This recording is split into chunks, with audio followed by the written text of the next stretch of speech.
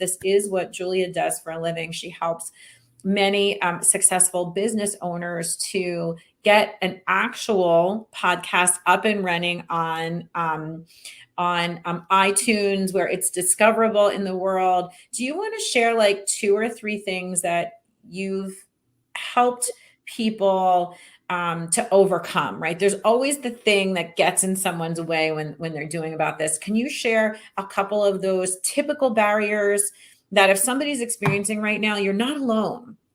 There's always a lot of apprehension, fear, uncertainness, right? That we sometimes internalize as this is not for me. But what are the ones that you hear that people should know if they're feeling this? It's actually okay. It's actually expected. Yeah. So a couple of things that people mention. One is the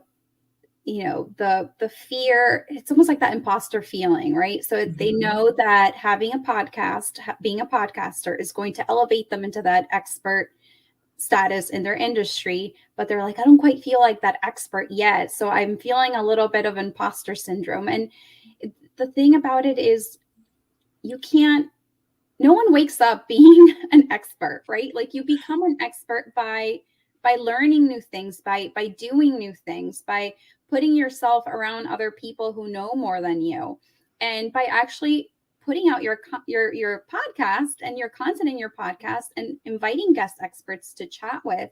That is what's going to get you to that status that you're seeking. So it's when people say that, it's like, well, this is really why you have to do this podcast now, is because you want that status and you don't quite have it yet.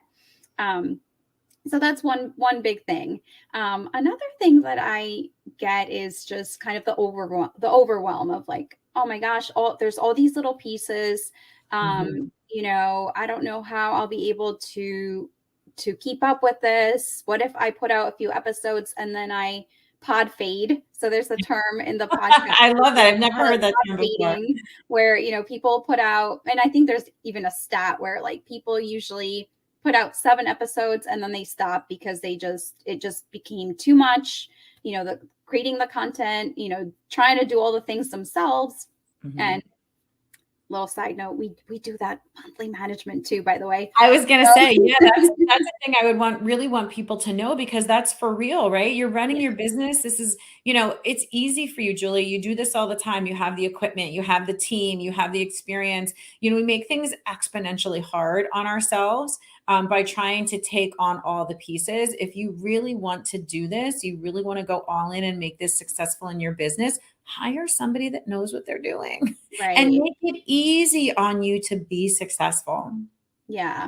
And I think it's important I'm the type of person who thinks that you should have a little bit of an understanding as to what something entails. So I'm never going to tell someone like, oh, don't even like try to learn anything about podcasting. I feel like if it's something that interests someone, they should understand it a little bit. It doesn't mean that you need to know exactly how to edit up, what tools you need and what you need to do to edit your podcast, or how to write, an SEO friendly show notes and all that kind of stuff. But you have like a little bit of an understanding so that you can see the big picture.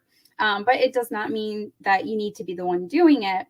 Right. And it also doesn't mean that you need to throw it to your VA who might not know what they're doing either. So it's important to find the right fit for someone to really handle that, because it really can be such a lucrative marketing tool in whatever way you decide to use it, whether it's traditional podcasts or, like we said, more of like an evergreen short series that someone can use as a funnel. It's just important to be able to like really utilize that content, repurpose it. Like that's also another big thing, is if you're spending all this time creating content, it's really, really beneficial to repurpose it, to just give that content more life. That's just less work that you're going to do overall, because you don't have to start from scratch. So yeah, I'm a big proponent of repurposing as well. I love it. Well, listen, you've given us some amazing things to think about today. I'm so appreciative of you sharing your time with us. Listen, I think the things that's